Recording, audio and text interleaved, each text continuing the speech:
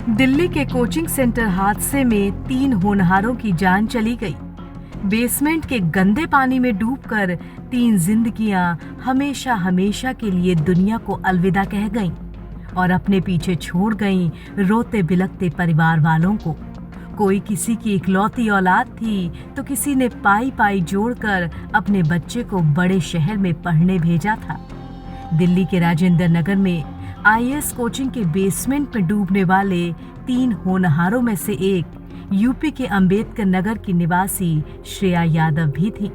साथ ही श्रेया सपा प्रवक्ता धर्मेंद्र यादव की भतीजी भी थी।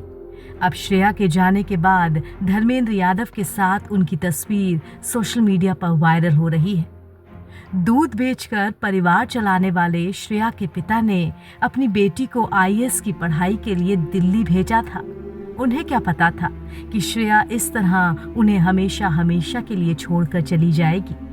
दरअसल दिल्ली के ओल्ड राजेंद्र नगर स्थित सिविल सर्विस की तैयारी करवाने वाले राव आईएएस स्टडी सेंटर के बेसमेंट की लाइब्रेरी में सीवर का गंदा पानी भर गया। इसमें कई छात्र और छात्राएं फंस गए, जिनमें से 3 की मौत हो गई। मूसलाधार बारिश के चलते मेन रोड पर पानी भर गया था और यही पानी धीरे धीरे लाइब्रेरी के बेसमेंट में घुस गया। इस दौरान पढ़ाई कर रहे प्रतियोगी छात्र छात्राएं जान बचाने के लिए सीढ़ी के रास्ते भागने लगे। इस बीच कई छात्र छात्राएं वहीं फंसकर रह गए। इनमें से 3 की मौत हुई। एक छात्रा की पहचान तेलंगाना की तान्या के रूप में हुई है। 2 अन्य की भी पहचान हुई। इसमें नेविन डाल्विन और श्रेया यादव है। नेविन केरल का रहने वाला था। वो जेएनयू से पीएचडी कर रहा था। 8 महीने से सिविल सर्विस की तैयारी में व्यस्त था। वहीं श्रेया यादव यूपी के अंबेडकर नगर की रहने वाली थी।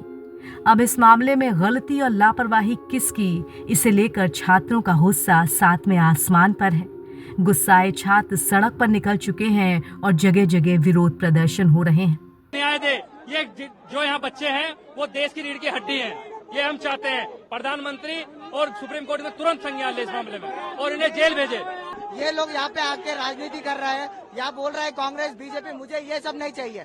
हमारे को चाहिए जस्टिस और हमारे को यहाँ से राउस का एक रिप्रेजेंटेटिव, पुलिस का एक रिप्रेजेंटेटिव, एमसीडी का एक रिप्रेजेंटेटिव और सारे बेसमेंट का लाइब्रेरीज, सारे बेसमेंट का जो भी हो तुरंत बंद करना चाहिए। और ये जो भी लॉगिंग है, water logging within 1 year, ये भी क्लियर होना चाहिए। Sir recently our fellow aspirant died due to electrocution.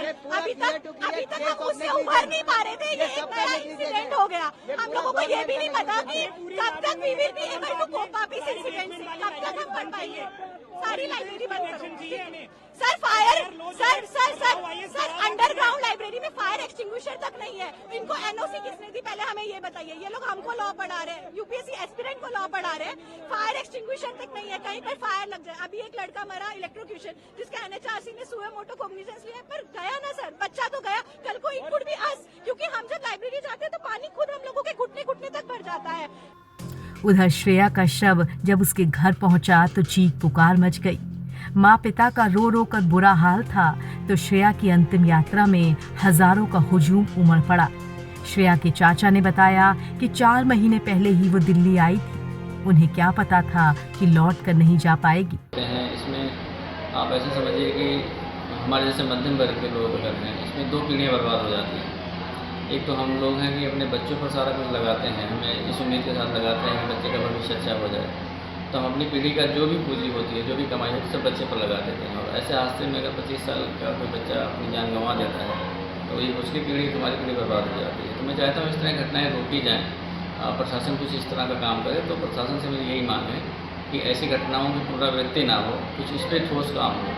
और जो कोचिंग संचालक है उस पर कम से कम, ये हादसा तो नहीं कह सकते आप, ये हत्या है, तो उस पर हत्या का मुकदमा जरूर दर्ज होना चाहिए। वहीं दूसरी तरफ ऐसे हादसे लगातार प्रशासन और सरकार पर सवाल उठा रहे हैं कि हाईटेक सिटी, देश की राजधानी, और वहां ऐसा अंधेर कि गंदे पानी में डूबकर छात्रों की जान चली जाए। अगर इस पर अब कार्रवाई नहीं हुई तो बहुत देर हो जाएगी। एनबीटी ऑनलाइन की रिपोर्ट।